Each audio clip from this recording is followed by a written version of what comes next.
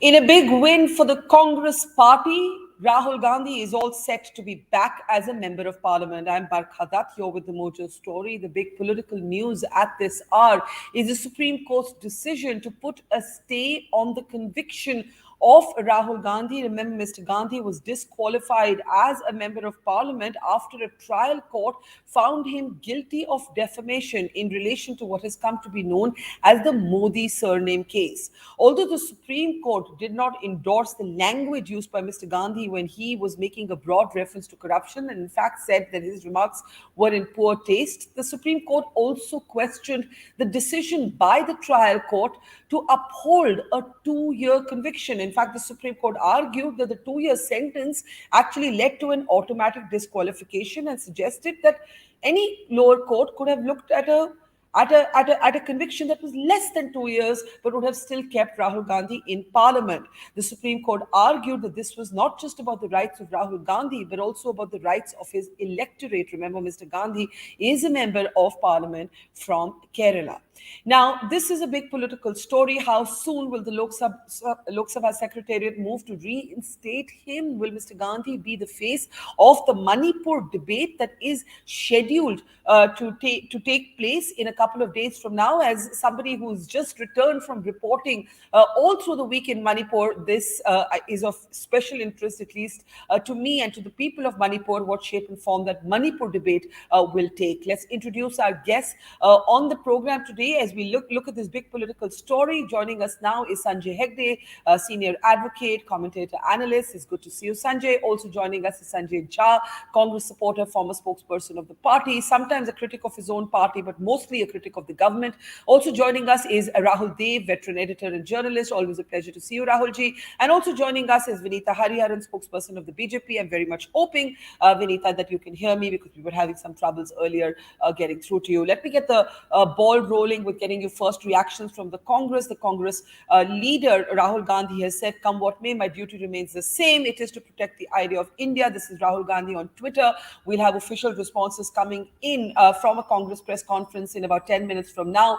Let's play for you what Adhir Ranjan Chaudhary of the Congress has said before we open the debate. साजिश करते हुए सदस्यता पद खारिज किए गए थे, फिजूल मामला दर्ज करते हुए जिनके खिलाफ सदन में सदस्यता खारिज करने की हर संभव प्रयास किया गया था, आज हमारे देश की सर्वोच्च न्यायालय इस मुद्दे को संज्ञान लेते हुए राहुल गांधी जी को आज बड़ा राहत देने की फैसला की और इसी के चलते आज राहुल गांधी जी के खिलाफ जो बेबुनियाद तथ्यों पर साजिश किए गए थे वो आज विफल हो गए। और इसी दरमियान हम स्पीकर साहब से मिले, सदन के अंदर ये बात उठाई कि हमारे नेता राहुल जी को फिर दोबारा सदन में आने की इजाजत दिया जाए। उनकी सदस्यता पद खारिज करने की जो मुद्दा था उसको रिवोक करते हुए राहुल गांधी जी की सदस्यता पद पुनर्वार उनको सौंपा जाए, क्योंकि वो सदन में आए और अपने बात रखे। Okay, let me just quickly translate that for non-Hindi speakers. The Congress demanding an immediate reinstatement of Mr. Gandhi. Remember, the no confidence motion moved by the opposition around the Manipur issue is that debate is to take place on Tuesday. Will Mr. Gandhi be reinstated before that? I raise this question because in another case, when a Lakshadweep member of parliament had actually been convicted, been disqualified, then got a stay on his conviction, the Lok Sabha Secretariat took 2 months to reinstate him. So this is still a big question mark. It isn't over yet, but you're seeing celebrations break out and the Kaju Barfis come out in the Congress headquarters. Before I come to the politics, I must come to the law. Sanjay Hegde, we had the Supreme Court not quite putting its stamp of approval on Mr. Gandhi's speech. The Supreme Court seemed to suggest that it recognized why the speech is problematic, but it did not think that it should have ever amounted to Mr. Gandhi being disqualified from Parliament. The Supreme Court even suggesting that the trial court, the lower courts, could have upheld a conviction, but not for 2 years. What is the legal takeaway from the Supreme Court's decision today, Sanjay Hegde?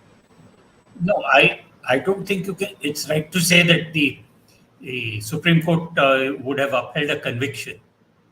That is a matter to be gone into as far as the session's appeal and things like that. But what the Supreme Court said was that what was the cause for imposing the maximum punishment, given the fact that it was only the maximum punishment of 2 years, which would end up in a disqualification. If the trial court had even imposed a punishment of 1 year and 364 days, there would have been no disqualification.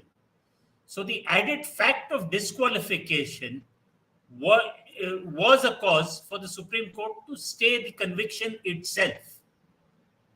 And now the matter is at large before the Sessions Court, where the appeal will no doubt be heard in good time. Yeah, no, I wasn't saying the Supreme Court upheld the conviction. I was saying the Supreme Court did not endorse the language used by Mr. Gandhi. Yes, and to that extent seemed to be recognizing an element of defamation, but did not think the maximum punishment, which resulted in an automatic disqualification, was necessary. Yes, the Supreme Court said that the speech may be in bad taste, but bad taste is not criminal.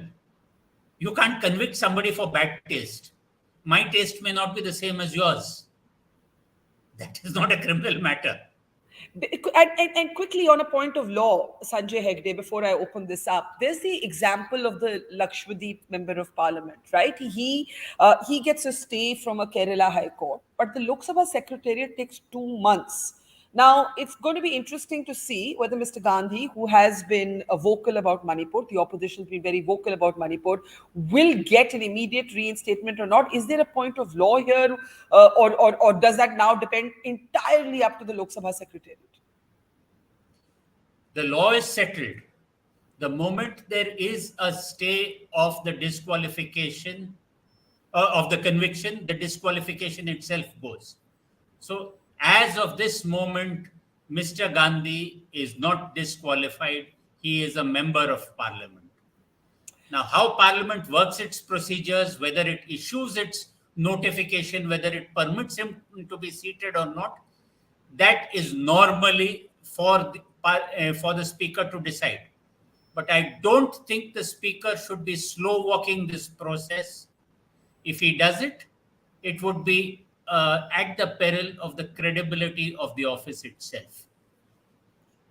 All right, the Dhols and the Barfis are out at the Congress headquarters. Sanjay Jha, as a party supporter, let me get your perspective. Of course, the Congress is going to target the BJP for this. The BJP is going to argue, it ain't us, it's the courts. What do you say? Barkha, I have 2 points to make. Number one is political, number one is legal.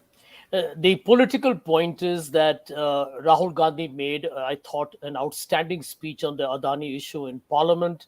And suddenly we all know, I don't want to go over it all over again. There was a dramatic and a very sudden resurfacing of this case against him. And then the entire process played out. I thought the BJP clearly was in a state of panic and trying to basically put pressure on Rahul and question his own political antecedents was a strategy that it's pretty apparent today, has boomerang. But the larger issue is what the Supreme Court very often has been talking about the lower courts in India. And I think this is a point, Barkha, that affects us all as citizens of our country, whether you are, pro-Congress, pro-BJP, that's irrelevant. The larger issue that the Supreme Court has been making, I can quote you the hate speech case, for example, where they said you don't have to wait to come to the Supreme Court. The lower courts can suo motu, take cognizance, the state governments can file an FIR, etc., etc. Now, I find it very disturbing, extremely disconcerting, that this same case has gone through the Sessions Court, has gone through the High Court in Gujarat. And if you read broadly what the Supreme Court is saying, it almost says that the persons involved in the judiciary clearly did not apply their minds to a matter that has a serious constitutional element to it, because it talks about the rights of the citizens, it talks about a member of parliament representing them. And I think that, to my mind, would be a great matter of concern. As to, I think if today a citizen of this country believes that the only way you get justice is eventually if the highest court of the land were to intervene, it means that we are all very vulnerable at different levels of the court, which should not be happening at all. And I think that erosion of confidence in the different levels of the judiciary is something that needs to be debated. And I'm I, sure the Supreme Court will take cognizance of it. I think that's an important point, that literally in every case, political and non-political, justice is now being secured at the highest level, and the process becomes the punishment for people, especially who live on the margins and the periphery of power and economic access, who aren't politicians like Mr. Gandhi is. Rahul Gandhi and Priyanka Gandhi have just arrived at the Congress headquarters. We'll cut across live. There's meant to be a press response there in a few moments from now. Vineeta, Hariharan, did the BJP miscalculate this badly?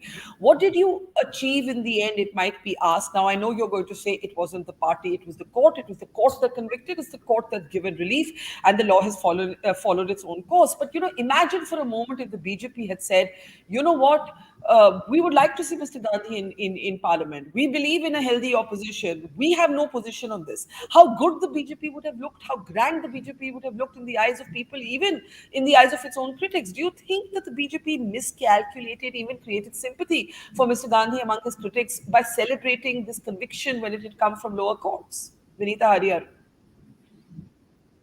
No, absolutely not, Barkha. So you've answered half the question for me by saying that it's the process of the court, which anyway was one of my arguments. But again, it's again, like I said, it's the act of the court, and also this is just a stay. So I think we have to hold our horses before celebrating, and the SC will definitely investigate the case, which there are volumes of reports that have been submitted, and so they need time to investigate. So that will be done. But apart from that, I think it's important to also, pay caution to the utterances. I mean, to the verdict of the Supreme Court, which says that he has to be careful of his utterances in public life. I think that is something that we all need to pay heed to as a public servant. Whether you're from the Congress or from the BJP, all of us have to be careful about how we conduct ourselves in public. I think, as a case in point, this goes as a case where one learns about how to conduct oneself in public.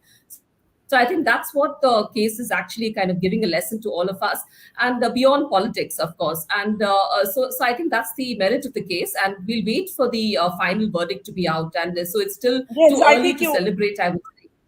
I mean, the Congress is celebrating. We are merely here as analysts and as journalists trying to understand both the politics and the legality. We have no reason to celebrate or mourn the setbacks to any political party. We're here as dispassionate observers. But I must ask Rahul Dev, I know Sanjay Hegde and Sanjay Jha both had a point, but Rahul Dev, the BJP argument is going to be this. The BJP argument, as you just heard, is going to say, court ने फैसला दिया, court ने relief the. It's all to do with the courts.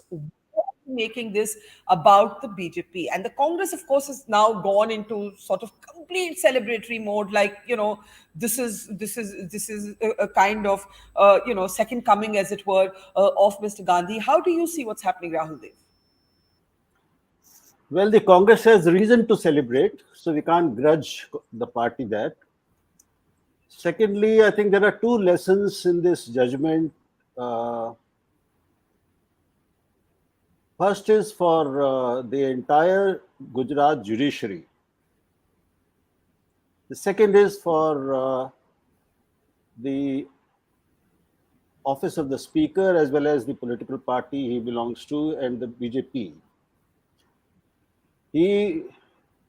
Once Rahul Gandhi was disqualified, he had to vacate the bungalow. But we must remember the amazing, unprecedented haste in which he was forced to leave his bungalow when the matter was already in the court. The appeal was in the court.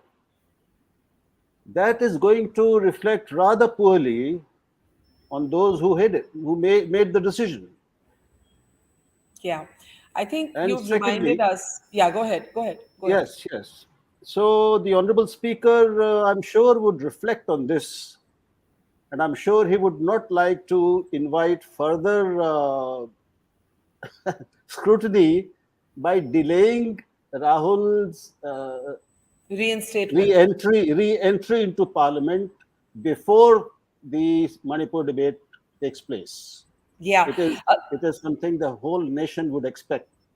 That's a very interesting point that you've reminded us of the bungalow. For a brief moment, I had actually forgotten about the bungalow and the fact that when Mr. Gandhi lost his place as Member of Parliament, he was asked to vacate his government bungalow. Rahul Dev making the very interesting point that the Speaker, those are the pictures, of course, Mr. Rahul Gandhi then famously told village women that he met that मेरे पास तो घर नहीं है, मैं आपको अपनी बहन और माँ के घर ले जाता हूँ.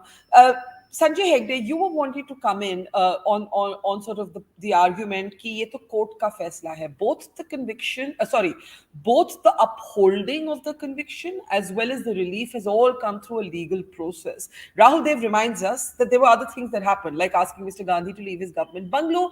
That reflected a sort of, that's where the politics is. What do you want to say, Sanjay Hegde? Almost who set the court in motion? It was a former BJP MLA.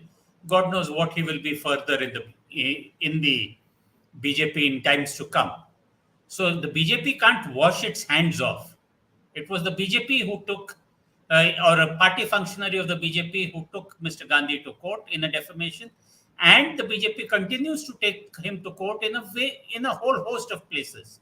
And secondly, this point about speech in public life, that also comes rich from a party which says, James Michael Lingdo, or so many other, आप उसके कपड़ों से पहचान सकते हैं.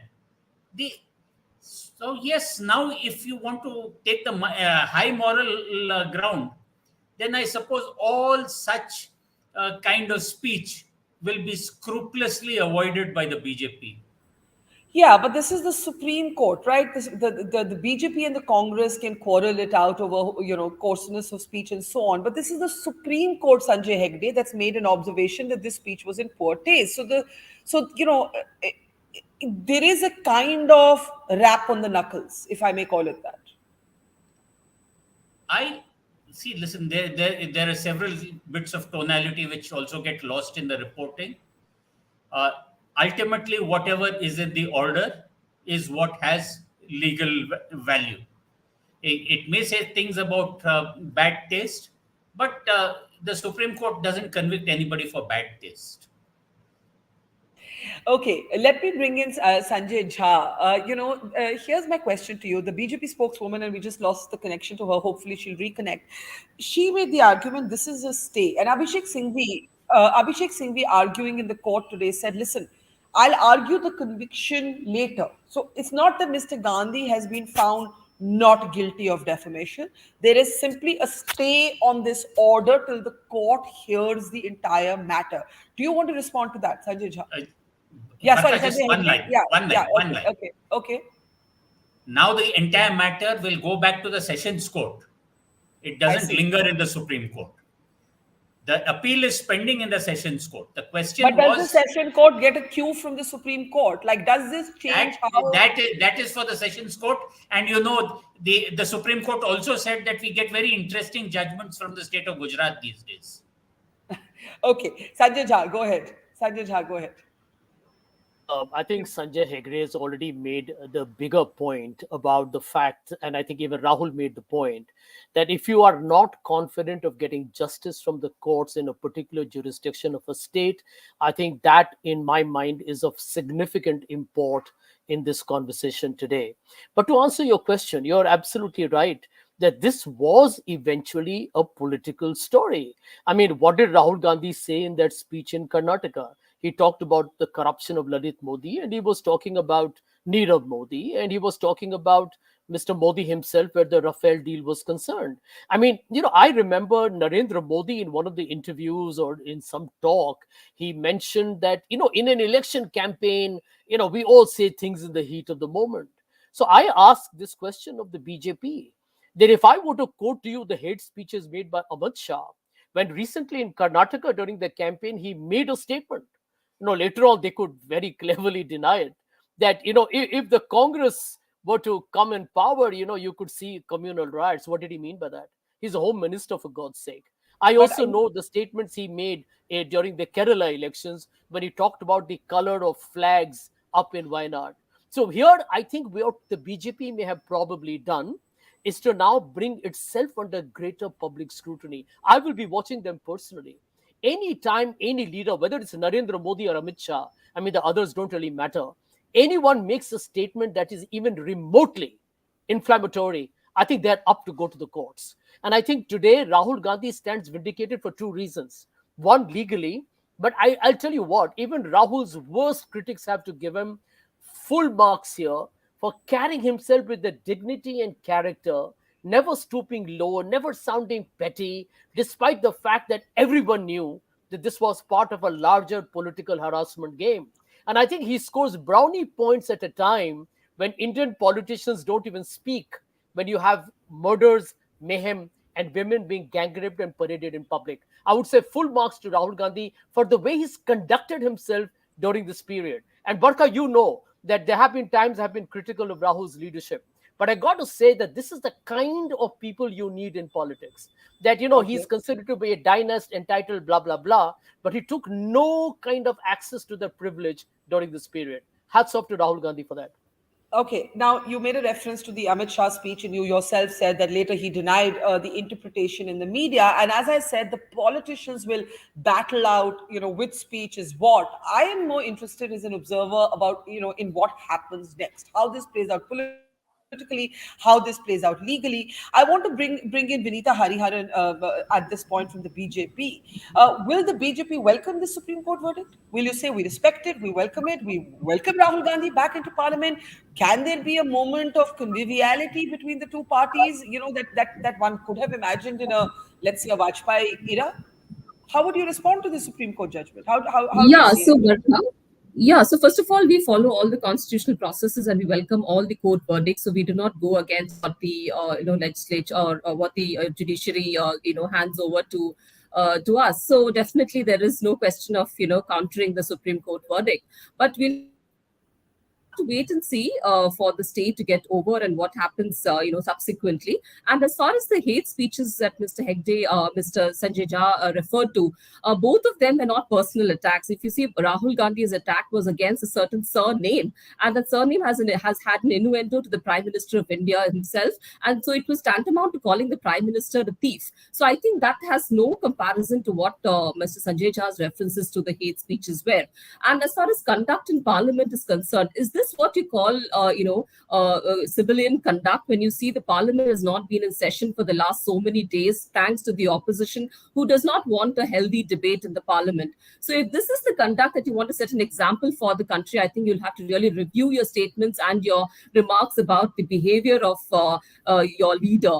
And so I think, and the Supreme Court has also given a warning to Mr. Rahul Gandhi about the utterances that he's made in public. So I think so. These are all case in points, and I do not want to argue more about the comparison between Mr. Amit Shah's speech and Mr. Rahul Gandhi's speech. So it's evident for any layman to understand what kind of personal remarks and personal attacks Mr. Rahul Gandhi had made in that particular speech.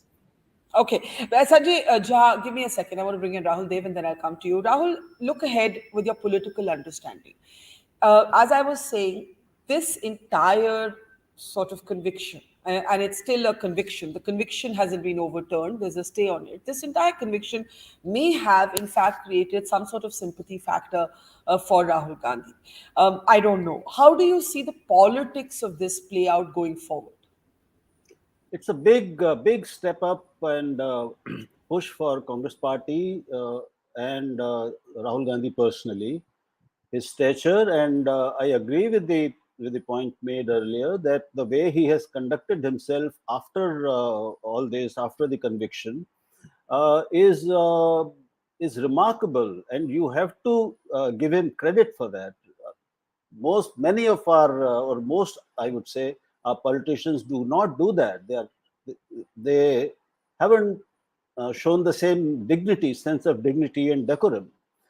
So it would certainly help both of them, Rahul himself as well as the Congress party. how much it relates, it sort of percolates down to votes in state and parliament elections remains to be seen, but it is bound to give them a moral edge Do you and a believe this is political edge. do you believe it's an electoral issue? Do you believe it's an electoral issue? It will be, of course, it is. The whole conduct, and I don't want to comment further on the courts of various courts of and judgments coming out of the Gujarat High Court, so Gujarat judiciary. So that is going to be an issue, I'm sure, and of course the way the Parliament and the Honourable Speaker acted, that will also reflect. It will become an issue, and the whole attitude that the government and BJP have displayed all along on this issue and others will also be an election issue. So they have to answer a lot of questions. Let me ask Sanjay Hegde a technical question, and then I'll come to you, Sanjay Jha. There are multiple defamation cases against Rahul Gandhi across India, right? One is for example, in Patna, which has been filed by the BJP leader Sushil Modi, and there are other cases. There were about 10 that I last counted. Now that the Supreme Court has kind of showed its mind, it's questioned the trial court's upholding of the conviction. It said that this case was not worthy of the maximum punishment. It may have been in poor taste, but it didn't deserve a member of parliament, being disqualified, because the people of his constituency also have rights. What happens to all these other cases, Sanjay Hegde? See, the other cases in respect of the same speech, I don't see how they can actually continue. There is the principle of double jeopardy as far as criminal law is concerned. For one action, you can be punished once. If a court in Gujarat has taken cognizance and passed a sentence, I can't see how things can continue in the various other courts. I do think that now the magistrates and the high courts will also be very careful about proceeding with these cases, and the Congress legal teams on the ground will not allow any case to at any stage to go unchallenged. So I suspect that up till 2024 elections at least, this kind of defamation thing will not be sparked off anywhere. Yeah, I think that's an interesting detail. I've got to take quick closing comments. Vineeta, I know you've got to rush, so before I give Sanjay Jha the last word, go ahead with your last thoughts. A learning for the BJP in this, or are you going to again say it has nothing to do with politics? No. I would just give a word of caution as not to hold your horses and not to celebrate too much. And a learning for all of us as public servants is to be cautious of way we conduct ourselves in public. I think that would be my closing comment. And the comments that we make in public speeches, we have to be really careful about what we talk and what we speak to the common man. Okay, Sanjay Jha, Sanjay Hegde, I know you have something to say before I go to Sanjay Jha. Sanjay Hegde, I saw your hand No. go up. Yeah, my last comment is that I will miss Rahul Gandhi being a neighbor of mine in Nizamuddin East. He'll probably get a bungalow back. Okay, all right. Sanjay Jha, on a more serious note, the press conference is about to start. Before I cut to it live, I want you to get a quick word in. Yeah, Barkha, nowadays I fact-check the BJP. I heard the BJP spokesperson talking about how they respect the constitution, and I will quickly give you 5 short bullet points as to how they don't. You look at the Supreme Court on the ED case, the Supreme Court on the Delhi ordinance issue, which they have now forced through, the Supreme Court's comment on the Election Commission's independence, the Supreme Court on Manipur, where they literally said that this government has abdicated its responsibility, and telling the Prime Minister, stop the whataboutery, Mr. Modi. Last but not the least, the Supreme Court in hate speech. I think we should all be grateful that the Supreme Court is running India and not this government. And my last point through the BJP spokesperson, you will be watched, ladies and gentlemen, from Mr. Modi, Mr. Shah to Rajnath Singh to JP Nadda. The opposition in India will be watching you. You make a comment which is provocative and which I creates have to interrupt. instigation, we will watch you. I'm so sorry. I have to interrupt. I'll get you and Vineeta back to debate this, since Vineeta has to go and Mr. Malika Arjun Kharge has started his live press conference. I'm going to have to say thank you to all four of our guests, to Rahul, to the two Sanjays, and to Vineeta. Thank you so much. Let's go across live to the Congress headquarters. There's a full team there. Jairam Ramesh, Malika Arjun Kharge, Rahul Gandhi himself. I see 5 people on the stage at the moment. The cameras are actually zoomed in, responding to the Supreme Court relief that has come for Rahul Gandhi. Let's get the sound up and listen in. सारे लोग खुश हैं, शायद आप भी खुश होंगे, क्योंकि हमेशा ऐसा होता है कि हमारी बातें कभी नेगेटिव में ही जाते हैं, थोड़ा सा पॉजिटिव भी रहता है। तो सुप्रीम कोर्ट का फैसला, उसके तहत, और मैं तहे दिल से सुप्रीम कोर्ट का फैसले का स्वागत करता हूं। अभी संविधान जिंदा है, बाकी है, और न्याय मिल सकता है, ये इसका एक बहुत बड़ा उदाहरण है।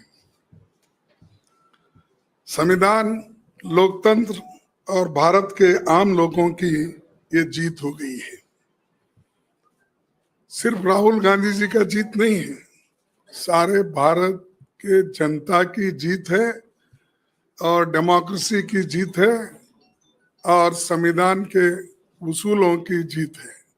इसीलिए एक बहुत बड़ा फायदा देश के लोगों को हुआ है। जो एक व्यक्ति लड़ता है सच्चाई के लिए, देश के हित के लिए और देश को मजबूती लाने के लिए, देश के युवाओं के लिए, देश में जो महंगाई बढ़ रही है, महंगाई के खिलाफ जो व्यक्ति लड़ते और लोगों को जागृत करते करते कन्याकुमारी से लेकर कश्मीर तक 4000 किलोमीटर से भी ज्यादा चल के गरीबों से मिले, बच्चों से मिले, डॉक्टर, इंजीनियर, सभी लोगों से मिले। और आज मैं समझता हूं उन सब की दुआएं हमारे साथ है, इसीलिए ये लोगों का जीत है, मैं ये कह सकता हूं। और ये तो लोकतंत्र की जीत गूंजेगी। और राहुल गांधी जी को हटाने में, डिस्क्वालीफाई करने में सिर्फ 24 घंटे में सब कुछ हुआ। अब देखेंगे अब कितने घंटे में उनको रीइंस्टेट करते हैं, क्योंकि डिस्क्वालीफाई करने के लिए तो उनको टाइम ही नहीं आया। जजमेंट गुजरात, ये तो दिल्ली का जजमेंट है, बहुत आस्था नजदीक है बहुत ही। अब गुजरात से आने आया जो ये था, उसको उन्होंने 24 घंटे लगा के उसमें सब डिस्क्वालीफाई करे, बाकी सारी चीजें करे, बाहर निकाले, सब कुछ हुआ। लेकिन दिल्ली के सुप्रीम कोर्ट और हमारा जो पार्लियामेंट है, हार्डली ये सिर्फ किलोमीटरों पे है, तो वो तो 1500 से 600 किलोमीटर था। तो इसलिए मैं चाहता हूं कि शायद रात में वो रीइंस्टेट करते हैं, क्या अभी करते हैं, कितना वक्त लेते हैं, हमको अब देखना चाहिए। हम देखेंगे और इंतजार करेंगे। अब इतना बड़ा इंतजार किए तो ये जो बाकी उनके ऑर्डर का भी हम इंतजार करेंगे। और ये मोदी सरकार को और बीजेपी लोगों को थोड़ा, अरे भाई हम क्या गलती किए, ये करना नहीं था, ऐसा तो थोड़ा लगा होगा। चाहे वो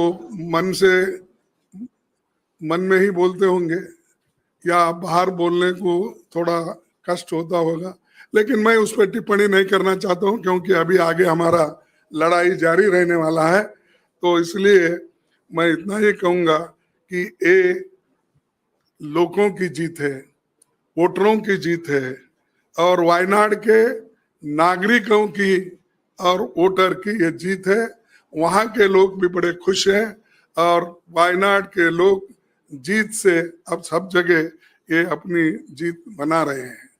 तो मैं ज्यादा न बोलते हुए बाकी के डिटेल में सिंघवी साहब बोलेंगे और चौधरी साहब भी बोलेंगे और राहुल गांधी जी भी एक दो शब्द कहेंगे। तो इतना कह के मैं आपको यही कहूँगा कि आप भी हमारे साथ कभी कभी खड़े होते हैं, इसीलिए आप सबको भी नमस्कार और दो शब्द कहने के लिए मैं उनसे शुक्रिया खड़गे जी। मैं राहुल जी से गुजारिश करूंगा क्योंकि वो हमारे बीच में मौजूद हैं, वो कुछ शब्द आपके सामने रखें। राहुल जी के बाद सिंघवी साहब और अधीर रंजन जी प्रेस कॉन्फ्रेंस करें। थैंक यू खारगे जी, आप सबका यहाँ बहुत बहुत स्वागत। आज नहीं तो कल, कल नहीं तो परसों सच्चाई की जीत होती है। मगर जो भी हो, मेरा रास्ता तो क्लियर है। मुझे क्या करना है, मेरा क्या काम है, उसके बारे में मेरे दिमाग में बिल्कुल क्लैरिटी है।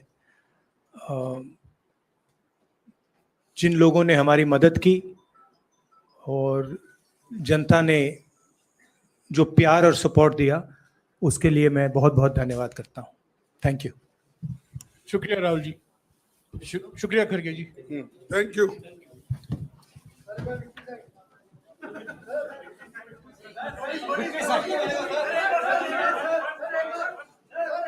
क्या विक्ट्री साइन, विक्ट्री साइन।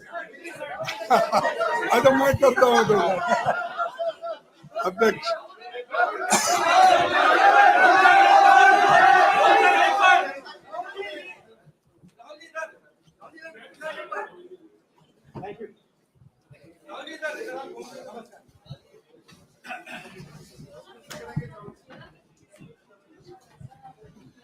साथियों, अभी अभिषेक सिंघवी जी आपको संबोधित करेंगे। उसके बाद में कांग्रेस पार्टी के नेता, लोकसभा में हमारे संसदीय दल के नेता अधीर रंजन चौधरी जी भी आपको संबोधित करेंगे। अभिषेक सिंघवी जी।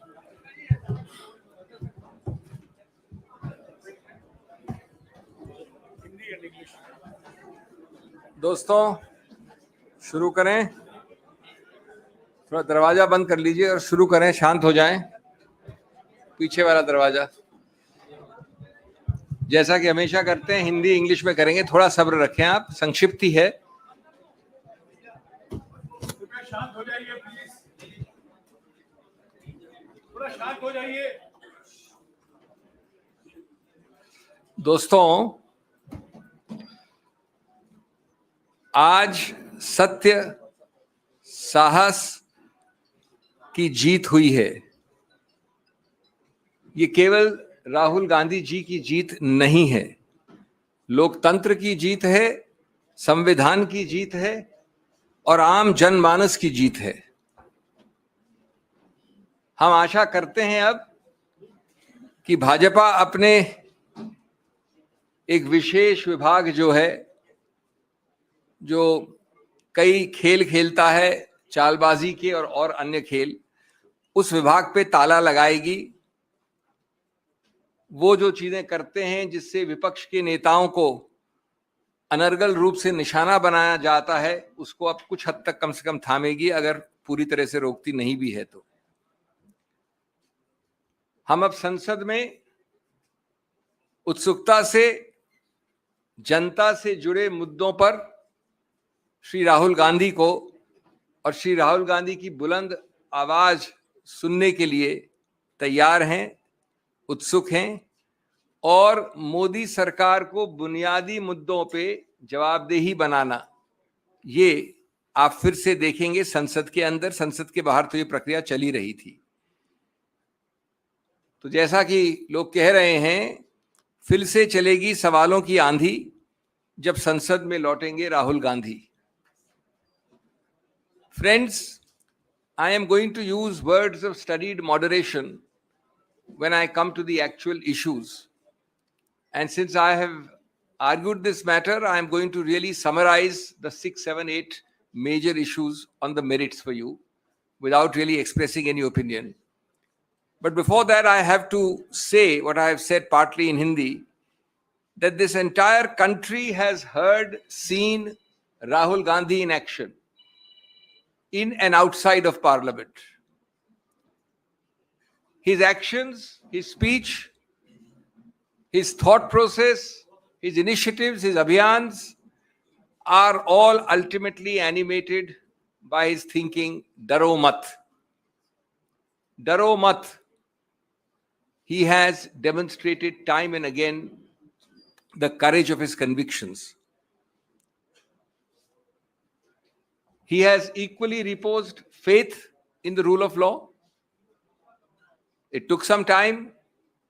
From 2019, the complainant himself delayed the matter and suddenly accelerated the proceedings to result in the conviction. And since then, Shri Rahul Gandhi has shown exemplary courage, restraint, and a great faith in the judicial process. He went through every forum with unwavering faith. He did not leapfrog from the trial court to the High Court. He did not leapfrog from the First Appellate Court to the Supreme Court. And I think his faith in the system, in the judicial process, is seen for you today. Our fight, Rahul Gandhi ji's fight, has also demonstrated the integrity and the importance of that integrity in our institutions. It is always the task for each of us, opposition and others, and in particular, it's a task Rahul Gandhi has taken upon himself to maintain, to the extent possible, the purity and integrity of these institutions, to be able to enforce law without fear or favor, to be able to work without political interference. This entire incident has demonstrated the vital importance of an opposition which will not be backing down. That has been Rahul Gandhi's calling card. Don't back down. This has also demonstrated how the opposition, and principal voice amongst them in many ways has been Rahul Gandhi's, doesn't yield on vital issues like unemployment, economic stagnation, farmers' issues, etc. Now, friends, चूंकि जैसा मैंने कहा, मैंने इसकी दलील की थी उच्च न्यायालय में और उच्चतम न्यायालय में, तो मैं कोई ज्यादा वैल्यू जजमेंट बिना दिए आपको संक्षिप्त में बताना चाहता हूं कि कितना अजीबोगरीब ये संदर्भ था, जिसमें एक 100 वर्ष से ज्यादा, 125 वर्ष से ज्यादा पुरानी राजनीतिक पार्टी के पूर्व अध्यक्ष को दुनिया के सबसे बड़े गणतंत्र से एक प्रकार से इफेक्टिवली, जब तक के वो कन्विक्शन एक्विटल न बने, निष्कासित कर दिया था राजनीतिक जीवन से, जहां तक संसद का राजनीतिक जीवन का सवाल है। और मैं उसी रूप में आपके सामने वो 6-7 मुद्दे संक्षिप्त में बिंदु के हिसाब से वर्णित करूंगा, जिसके आधार पर आज दलील हुई और जिसके आधार पर हम समझते हैं कि कानून में माकूल स्टे ऑफ कन्विक्शन मिला। नंबर 1, आज तक आप लोगों ने नहीं देखा होगा, लिखित है, जिन लोगों को इंटरेस्ट है वो पृष्ठ 326 में देख सकते हैं, कि लोग कहते हैं कि साहब ये समुदाय जिसका पूरे समुदाय का मानहानि अपमान हुआ है वो 13 करोड़ का समुदाय है, और उस 13 करोड़ में दूसरा वाक्य कहता है कि कम से कम 10 कास्ट और सब कास्ट हैं, उसकी सूची दे रखी है, और तीसरा वाक्य कहता है कि ये सब कास्ट और सब कास्ट समान नहीं है।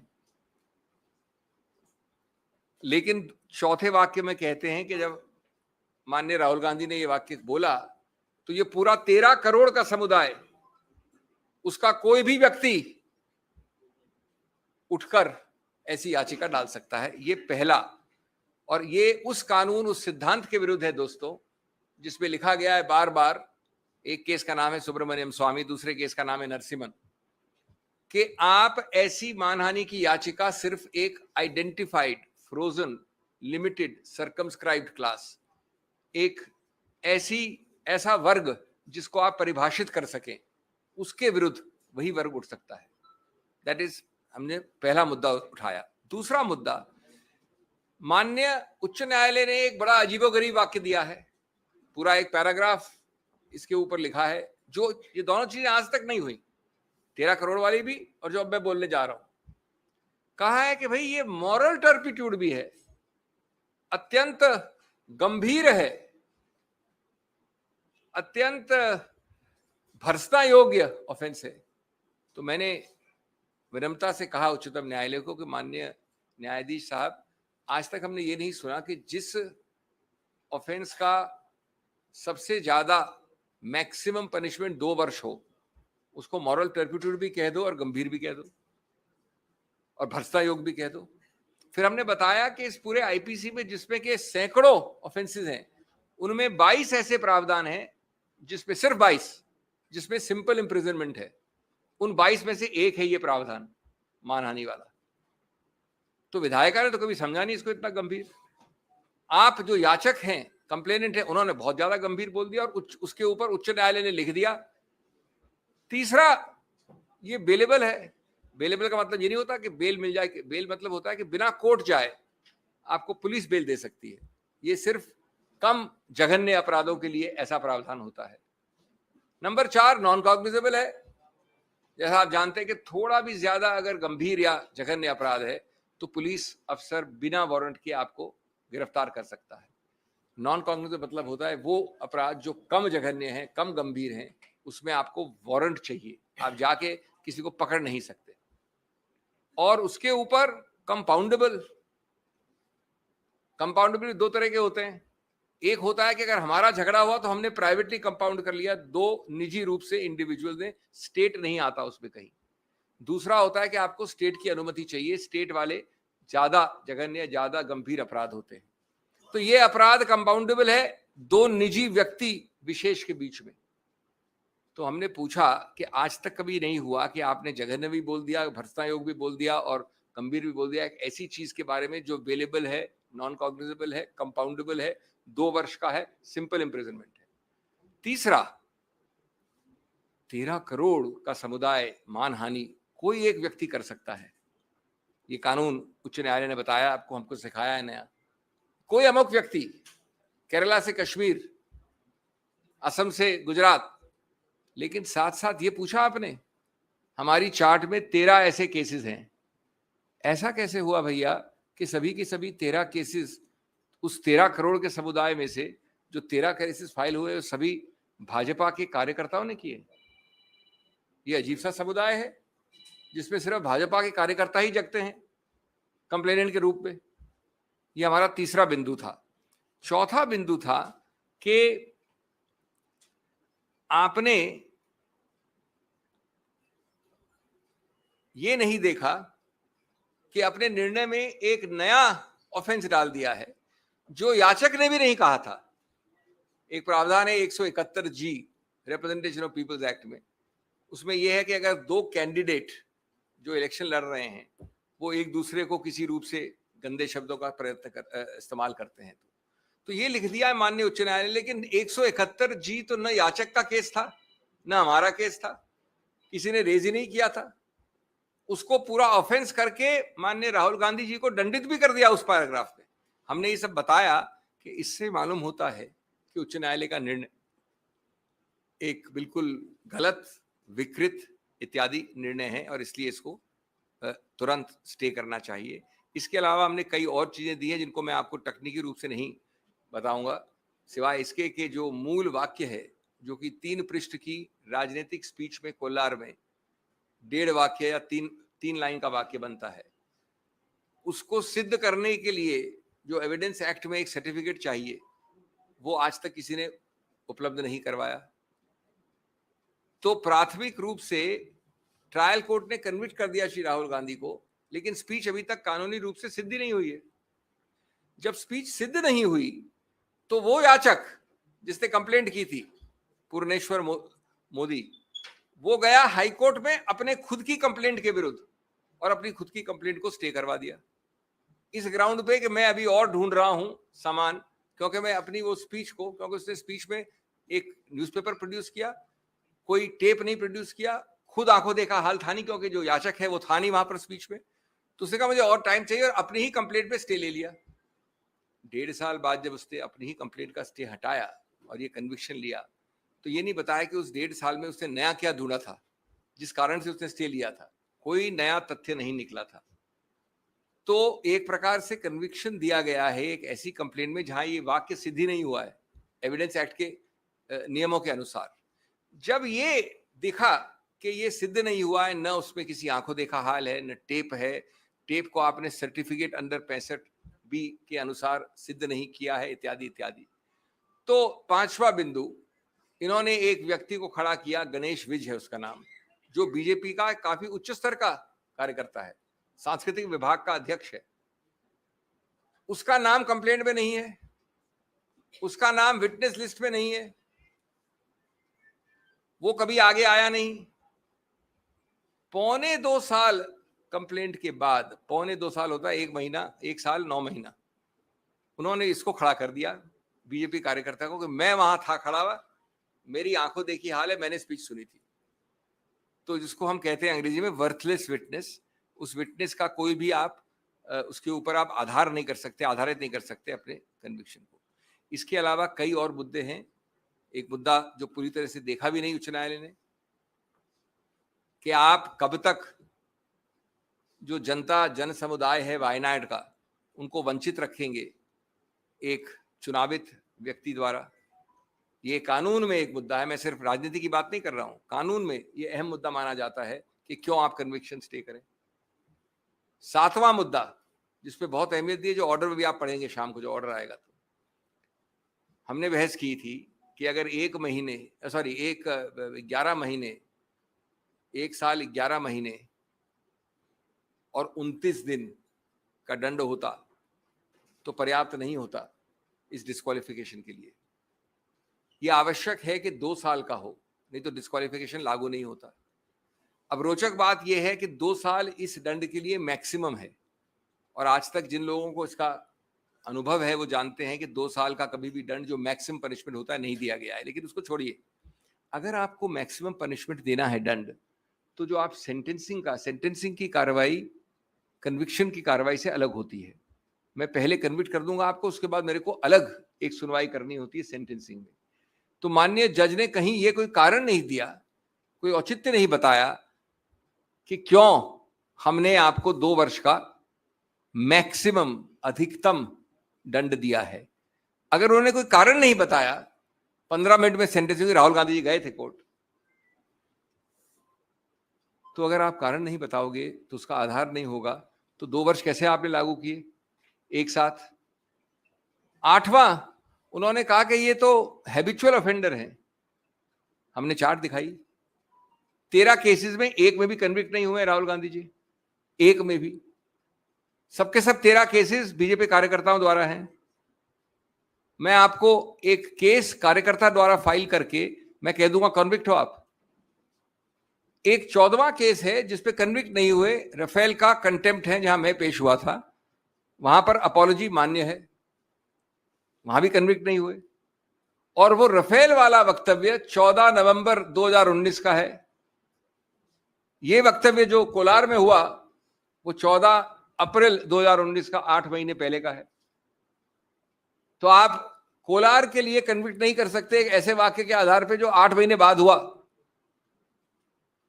इस प्रकार के मैं आपको कई और मुद्दे दे सकता हूं। इसका मूल उद्देश्य क्या है? मूल उद्देश्य है ये बताना कि ये कन्विक्शन हमारा पूरा विश्वास और आशा है, हमारा हौसला है कि निकट भविष्य में ये कन्विक्शन एक्विटल में बदल जाएगा। अपील इसकी चल रही है, कन्विक्शन की बात कर रहा हूं। तब तक, जब तक ये चलती है, तब तक आप किसी व्यक्ति को डिस्क्वालिफिकेशन के आधार पर निष्कासित कैसे रख सकते हो, उनका स्थान रिक्त कैसे रख सकते हो, उनको जितने लोगों ने, आप जानते कितने लाख लोगों ने उनको चुनावित किया, उनको आप वंचित कैसे रख सकते हो इस पद से। और इसलिए बैलेंस ऑफ कन्वीनियंस चाहती है कि ऐसे केस में आपको स्टे करना चाहिए। हमारी दलील मान के उन्होंने स्टे किया। अब अंतिम बात हिंदी में, अगर जरूरत होगी तो मैं संक्षेप में अंग्रेजी में बोल सकता हूं। उसमें ऑर्डर जो शाम को आएगा उसमें उन्होंने 2 लाइन जरूर कही हैं कि अगर श्री राहुल गांधी को जो उच्चतम न्यायालय का आदेश है उसका आभास होता तो शायद वो और रिस्ट्रेंट रखते। इसमें मैं आपको 2-3 चीजें विनम्रता से कहना चाहूंगा। आप मूल मुद्दे की बात करिए, जो कन्विक्शन स्टे है, उस पर आप बात नहीं करना चाहते हो, इसलिए आप ये 2 वाक्य को ऐसे पढ़ रहे हो जैसे कि उच्चतम न्यायालय ने कुछ कहा है। मूल मुद्दा है कि आपने स्टे करना है कि नहीं कन्विक्शन को, और वो स्टे हो गया है। दूसरा जो ये जिक्र है इसका, उसमें ये लिखा है कि अगर ये राफेल वाला ऑर्डर पहले आया होता, ये तो हम दोनों की बात मानी हुई बात है कि राफेल का ऑर्डर 8 महीने बाद आया था, तो इसलिए उसका कोई लागू होने का सवाल नहीं उठता। बार बार निचले कोर्ट्स में भी ये प्रयत्न किया गया, सीधे या परोक्ष रूप से, कि श्री राहुल गांधी माफी मांगे। आज की बात नहीं कर रहा हूं मैं, निचले कोर्ट्स की बात कर रहा हूं। क्यों? क्योंकि आपको उस पर राजनीतिक नंबर बनाने थे, आपको विकृत करना था, आपको पक्ष एक ऐसा रखना था कोर्ट के जनता के सामने जो गलत है। श्री राहुल गांधी ने बार बार कहा है कि वो सिद्धांत पे लड़े हैं। उनका बिल्कुल कोई रूप से ये इरादा नहीं था। इरादा वाला हमारा एक 8वां पॉइंट था कि जो प्रावधान है 499, उसमें इरादा चाहिए, बद इरादा चाहिए, गलत इंटेंट चाहिए। और इसमें एक बड़ा रोचक वाक्य है एविडेंस वाले का कि मुझे राहुल गांधी के बद इरादे के बारे में कोई ज्ञान नहीं है, कोई संज्ञान नहीं है। ये लिखा है उन्होंने, कंप्लेनेंट ने।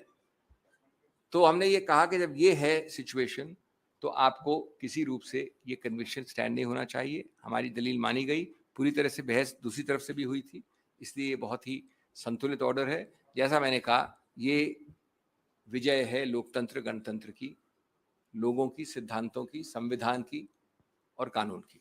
बहुत बहुत धन्यवाद। शुक्रिया अभिषेक जी। सुप्रीम कोर्ट के आदेश के बाद अगला कदम लोकसभा में स्पीकर को लेना।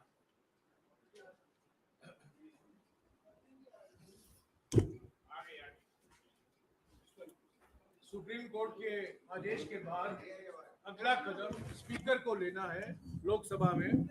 हमारे कांग्रेस पार्टी के संसदीय दल के नेता लोकसभा में अधीर रंजन जी यहाँ मौजूद हैं।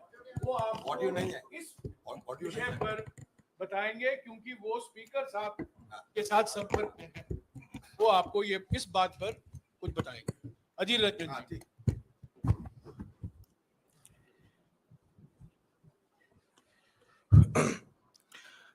आप सबको नमस्कार। हमारे कानून विशारद अभिषेक मनु सिंघवी जी सारे मुद्दे को विस्तार से बयान किए हैं। नया कुछ कहने की जरूरत नहीं है जब तक केस की सवाल है। जयराम जी कह दिए हैं कि अगले हमें क्या करना है, ये हम तय करते हैं। आज जिस वक्त ये खबर आके पहुंचे कि हमारे अभिषेक मनु सिंघवी की अगुवाई में सुप्रीम कोर्ट में जो कानूनी लड़ाई हम लड़ी थी, उसमें राहुल गांधी जी की राहत मिले, तब सही महीनों में हम सबको अंदर एक खुशी की लहर बह गए। सदन में राहुल गांधी जी की नदारद अनुपस्थिति बराबर हमें महसूस होते ही रहते। कोई अगर काम में राजनीतिक कारणों से राहुल गांधी जी कहीं व्यस्त रहे, अलग बात है, लेकिन सदन में राहुल गांधी जी की आने में पाबंदी, सदन में आने की अधिकार जब से छीन लिए गए थे, तब सही महीनों में हम लोग बड़े दुखी थे।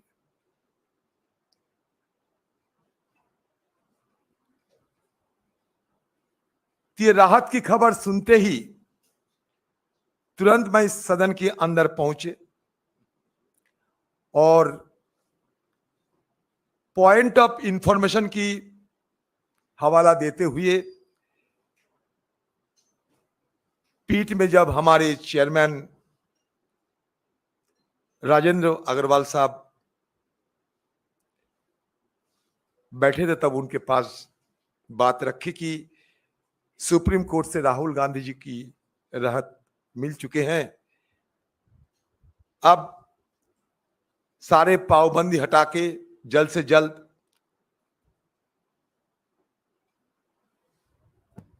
उनके सदन के अंदर वापसी के लिए कार्रवाई शुरू करना चाहिए। उनकी सदस्यता जिस त्वरित गति से संपन्न हुई थी, आप सबको जानकारी है कितनी त्वरित गति से उनकी सदस्यता खारिज हुई, और उसके साथ साथ मकान भी खाली करवा गया। जब ये दिल्ली में लुटेन में बीजेपी वालों को कितने सारे नुमाइंदे सालों साल अपने बंगला में विराजमान रहते हैं, वो भी सदस्य ना होने के बावजूद, लेकिन वो परिवार, जिस परिवार हिंदुस्तान को 3 प्रधानमंत्री दिए हैं, जिस परिवार हिंदुस्तान के लिए एक नहीं 2 बलिदान किए हैं, उस परिवार की सदस्य राहुल गांधी जी को मान लीजिए धक्का मारते हुए उनकी घर खाली करवा गया।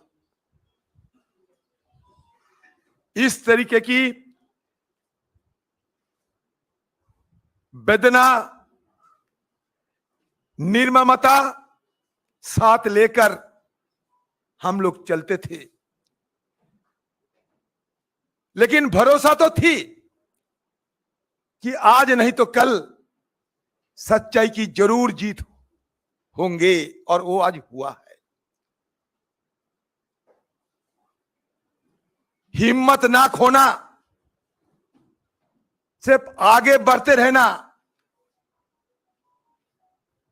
जो कहते हैं ये तेरा बस की नहीं, उन्हें कुछ करके दिखाना, यही मकसद लेकर चलते चलते आज राहुल गांधी जी की सच्चाई साबित हो चुके हैं। सनद रहे कि हमारे देश की और सभ्यता की सबसे बड़ा पहचान होते हैं सत्यमेव जयते।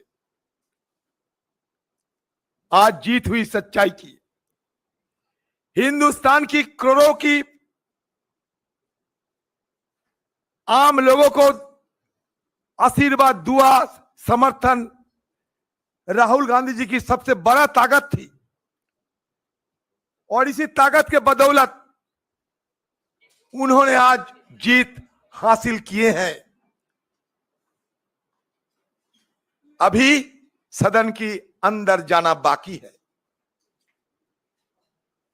स्पीकर से मुलाकात कर चुके हैं मैंने, और स्पीकर साहब को दरखास्त भी की है, गुजारिश भी की है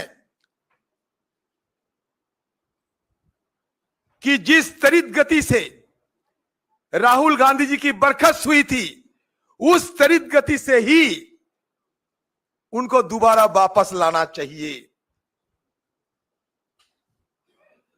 स्पीकर साहब ने मुझे कहा कि सुप्रीम कोर्ट से जो कागजात है, वो कागजात जल्द से जल्द हमारे हवाले कीजिए, बाकी हम क्या किया जाए देखते हैं। मैंने कहा स्पीकर साहब, ये सदन की गरिमा आपके हाथ में है, ये सदन की अभिभावक हो आप, सदन की हर सदस्य सदस्या सबकी सुरक्षा आपको देना है। राहुल गांधी जी की जल्द से जल्द वापस लाके उनको अधिकार दिलाइए। मंगलवार को सदन में अविश्वास प्रस्ताव पर चर्चा शुरू होने वाला है। ये चर्चा की चलते दिन रात सदन के अंदर सदन की बाहर हम सब गुहार लगाते आ रहे हैं। टालते टालते टालते टालते 8 तारीख को सदन में अविश्वास प्रस्ताव चर्चा के लिए दिन तय किए गए, जो कि बहुत पहले करना चाहिए था। और नियमों के मुताबिक जब अविश्वास प्रस्ताव सदन में लाए जाते, जिसकी मान्यता दिया जाते स्पीकर की तरफ से, उस समय बिना अविश्वास प्रस्ताव कोई विधेयक पारित नहीं होना चाहिए। ये हमारा नियमों के मुताबिक, परंपरा के मुताबिक। लेकिन फिर भी रोजाना ये सरकार सदन में बिना चर्चा एक के बाद एक विधेयक धड़ल्ले से पारित करते जा रहे हैं। ये परंपरा के खिलाफ सदन की हालात देखकर हम लोग सब बड़े परेशान हैं।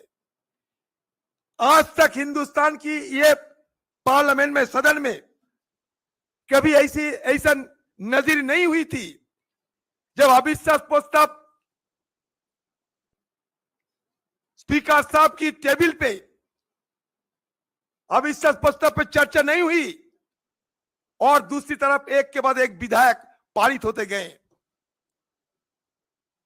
तो इसलिए हमारी तरफ से हम सोचे हैं, हमारे नेतागण को भी मैं ये बात रखे हैं, गुजारिश किए हैं कि अविश्वास प्रस्ताव पे राहुल गांधी जी को शिरकत करना जरूरी है।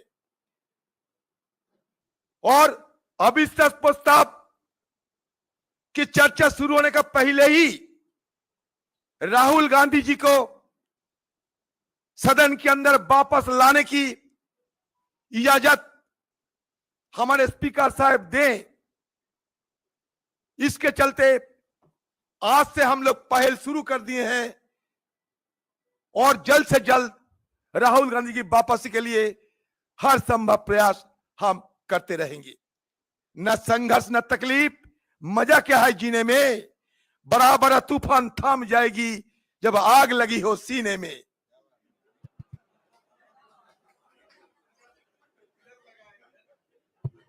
शुक्रिया अधीर जी। हाँ, आपके सवाल। हाँ मौसमी।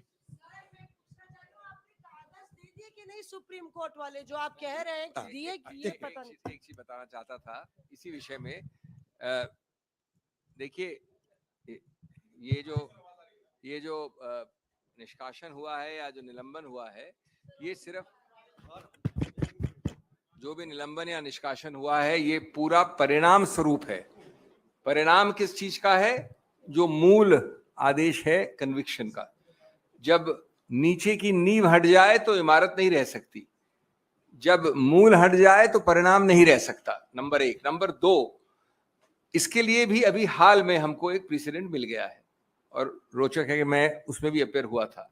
माननीय लक्षद्वीप के जो सांसद हैं, उनके लिए जिस गति की बात कर रहे हैं भाई अधीर जी, या जिस दिशा की बात कर रहे हैं, उसमें 1.5 महीने तक उस सांसद को, 1.25 महीने तक मिल गया स्टे ऑर्डर उच्च न्यायालय केरला से।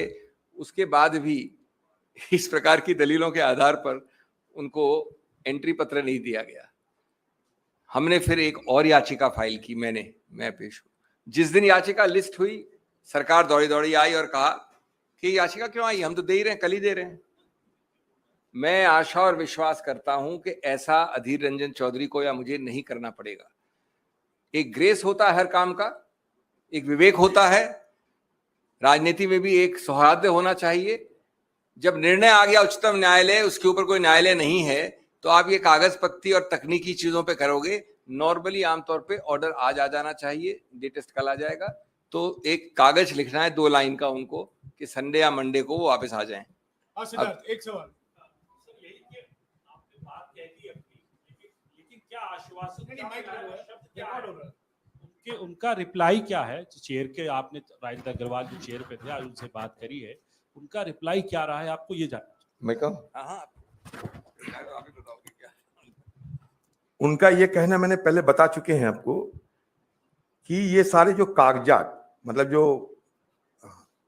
सुप्रीम कोर्ट की जो जजमेंट की कागजात वो हमारे हवाले आने दीजिए कम से कम, तब ना हम इस पे कोई निर्णय लेंगे। तो थोड़ा समय दीजिए मेरे हवाले आने तक। ये कागजात आ जाए तो मैं तुरंत कार्रवाई करना शुरू करेंगे। तो हमारी पार्टी की तरफ से भी ये सुप्रीम कोर्ट से ये डॉक्यूमेंट उठाने के लिए हमारी भी प्रयास शुरू कर दिए हैं हम लोग। जितना जल्द हो सके सारे कागजात उनके पास सौंपेंगे। और मंडे तो हमारे सदन भी है, हमें बोलने का मौका भी मिलेंगे। और उसके पहले मैं आज शाम हो रात हो फिर दोबारा जरूरत पड़े तो स्पीकर साहब के घर पे पहुंच जाऊंगा अगर वो कागजात मिले। कि राहुल गांधी जी के लिए अगर जरूरत पड़े सारे रात खड़ा रहेंगे स्पीकर साहब के घर के बाहर। सर सोमनाथ फ्रॉम संवाद प्रतिदिन। सर स्पेशली अधिकता से पूछना चाहूंगा कि पहले दिन से जब से आप लोग नो कॉन्फिडेंस का प्रस्ताव दिए हो, आप लोग बोलते रहे हो जल्दी से लाया जाए। क्या ये लगता है कि जो डिले हुआ आपके लिए अच्छा ही हुआ कि आप वहां पे राहुल जी को बोलने का मौका मिलेगा? देखिए वो एक अलग मुद्दा है, ये एक अलग मुद्दा है। अच्छा बुरा नहीं, राहुल गांधी जी जहां खड़ा होते हैं वहां राहुल गांधी जी संघर्ष जारी कर देते हैं। जहां राहुल गांधी होते हो खड़ा वहां संघर्ष जारी हो जाते हैं, चाहे सदन के अंदर हो या सदन के बाहर हो। हम ये मौका लेना चाहते हैं, मौके का फायदा हम उठाना चाहते हैं क्योंकि उनका नाम राहुल गांधी है।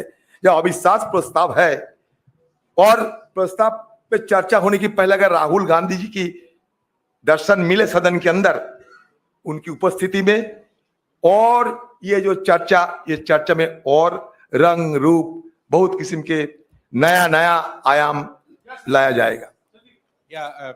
Mr. Singhvi, in the previous case, Lakshadweep MP, we saw that the Speaker's office actually consulted the Law Ministry, and it was on their advice that his membership was restored. It's a matter of, I mean, it could have been a matter of coincidence. I can find you many more complicated questions of law they will have to consider before releasing the membership entry form of Mr. Rahul Gandhi. They may have to go to the Law Minister. They may even have to file an application to the Supreme Court to understand. I mean, what are we talking about? Is it a complicated issue of law? They have got a conviction. Rahul Gandhi's disqualification is, I repeat, only a consequence of the disqualification. You have stated. Now, you can find many excuses. You are right in your question. I can find 10 more excuses. I have to refer to Mr. Jairam Ramesh. He has to refer to Mr. Adhir Ranjan Chaudhary. Adhir Ranjan Chaudhary has to refer to a third person, and we will take 1 week. But what is the meaning of that? It will show malafide. It will be unfair. It will be graceless. And it will be completely contrary to the heart and soul of parliamentary democracy, which requires a certain etiquette and a certain give and take. Yes, Singhvi sir, क्योंकि इस पूरे case में आपने राजनीतिक षड्यंत्र की बात की। 2 सेशन तक राहुल गांधी बाहर भी रहे संसद के सदन से, तो रिप्रेजेंटेशन ऑफ पीपल्स एक्ट का एक तरीके से उसकी वजह से वो वहां हुआ। तो आपको लगता है उस पर भी कुछ रिकंसिडरेशन या अमेंडमेंट की जरूरत है ताकि दुरुपयोग आगे ना हो किसी और सांसद के साथ? देखिए, ये एक और व्यापक मुद्दा है। इसमें मैं अपना निजी मत दे सकता हूँ, लेकिन इसमें पार्टियां सब साथ बैठ के बातचीत नहीं की है। निश्चित रूप से संसद में मैं समझता हूँ ये भावना और नीति होगी कि आज अगर कोई ऐसा निर्णय आता है तो आपको आधा घंटा भी बिना दिए आप निष्कासित हो जाओ और कोर्ट कचहरी का प्रोसेस कुछ हफ्ते लग जाए, कुछ महीने लग जाए, तो निश्चित रूप से इस पे विचार विमर्श करना चाहिए। लेकिन इस वक्त हम इसकी बात नहीं कर सकते। इसमें एक अखिल भारतीय सर्वदलीय सहमति बनानी पड़ेगी, लेकिन इसमें मुद्दे में मेरिट है कि रिकंसिडर किया जाए। Dr. Singhvi, my question to you, according to you, does the law require that the Lok Sabha Secretariat or the Lok Sabha Speaker need guidance or they need a reference from the Law Ministry? Or my answer is an emphatic no. I partly answered it in Mr. Sandeep Fukan's query. What prevents you from asking a second opinion from the Commerce Ministry or some other ministry after you get the Law Ministry opinion? This is all bahanebaji, and it will be seen as such. Clearly, there is nothing. What is the legal issue of law required to get an opinion on which question? Mr. Singhvi, There's English language written in the order. Mr. Singhvi, I mean, you are fearing that the government may try to delay this, and there may be another conspiracy to get his disqualification revoked, as Mr. Adhir Ranjan Chaudhary has also said. So what plan do you have in that case? You know, if it is delayed. You know, Just as we have faith in courts and justice, we have faith in democracy. I didn't say that. I said I hope and trust that I will not have to do in this case what I had to do in the Lakshadweep case. That hope and trust remains for a couple more days. Ultimately, if that is belied and betrayed, then our only option as a citizen, a law-abiding citizen with faith in the justice system, we have to go to court again. Mr. Singhvi, many congratulations. Finally, you have been able to get, even though you were under attack from everybody, you got reprieve for Rahul Gandhi. But the big question is that you heard what the Supreme Court, and I don't want to, put it in black and white, but you heard what he said about Rahul Gandhi, that a man is not in good taste. What is the question? Can I finish? Let me finish the question. Like, it has to be. Oh, you want me to stop asking questions? So the issue is, what is your advice to your client now that he has got that legal reprieve? Because in the electoral battle for 2024, this is going to become far worse. I'm answering a question without you revealing to me who are those people who are supposedly attacking me. Now, the answer to my client has been the same from when the matter started till today. Have faith in institutions, have faith in the process, go by the law, and try your best. Second, Rahul Gandhi has been completely and totally conviction stayed. There is no stigma on him. A sentence which says that had that judgment come earlier, things might have been different. Certainly, people who want to be selective, people who want to be partial, people who want to be motivated, I'm not saying you, I'm saying people who will misread it, people who want to distort an order. It is like looking at the hair at the end of the tail and ignoring both the tail and the dog. Sir, supreme court का observation में ये भी था कि अगर defamation के लिए conviction हो रहा है तो ऐसा क्यों है कि जो सजा है वो 2 साल की हुई, या वो कम क्यों नहीं हो सकती थी? और आप लोगों ने अपने हलफनामे में भी कुछ इस तरह की बात कही है, तो क्या रिप्रेजेंटेशन ऑफ पीपल एक्ट में कुछ चेंज के लिए भी आप लोग कोशिश करेंगे? देखिए, मैंने जैसा कहा अभी उन महिला के प्रश्न में कि ये थोड़ा व्यापक प्रश्न है, बाद में हम सर्वदलीय स्तर पे बात कर सकते हैं, लेकिन जो मूल मुद्दा है वो महत्वपूर्ण है कि आपने अंतिम अधिकतम दंड लगाया, उसका कोई कारण नहीं दिया आपने।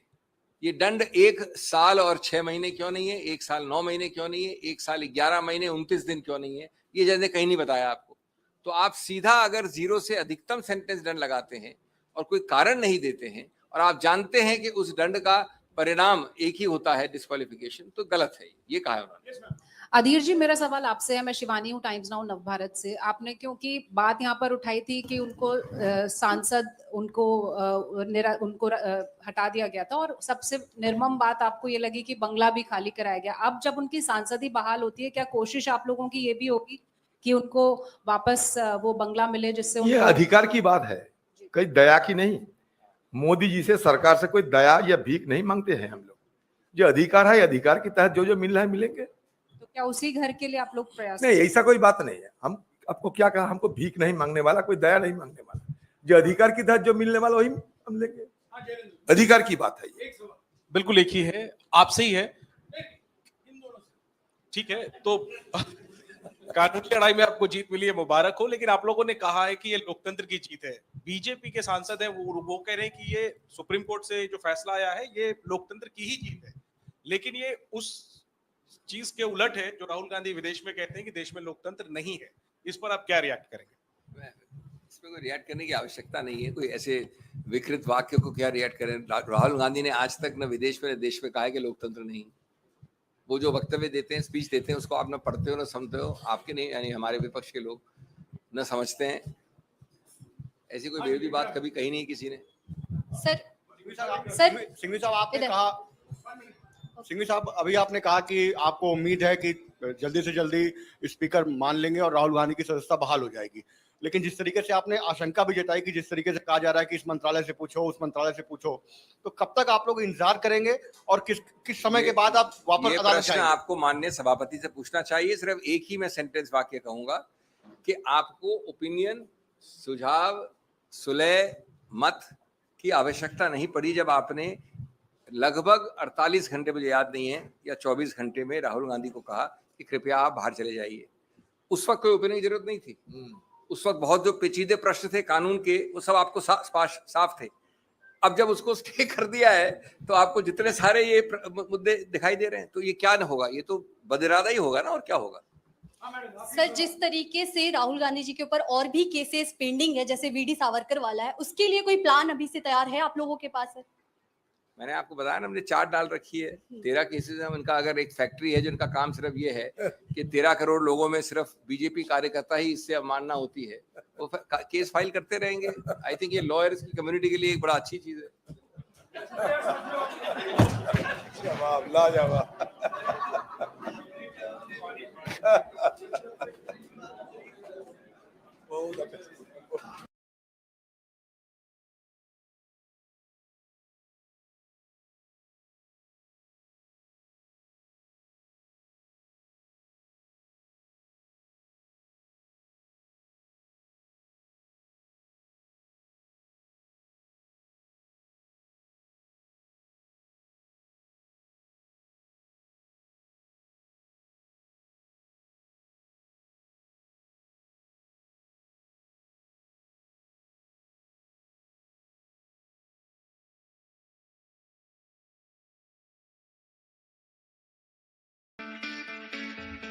It's great to see you here. Thank you for watching our work. If you haven't subscribed yet, don't forget to click the bell icon and subscribe to Mojo Story and support independent, robust journalism.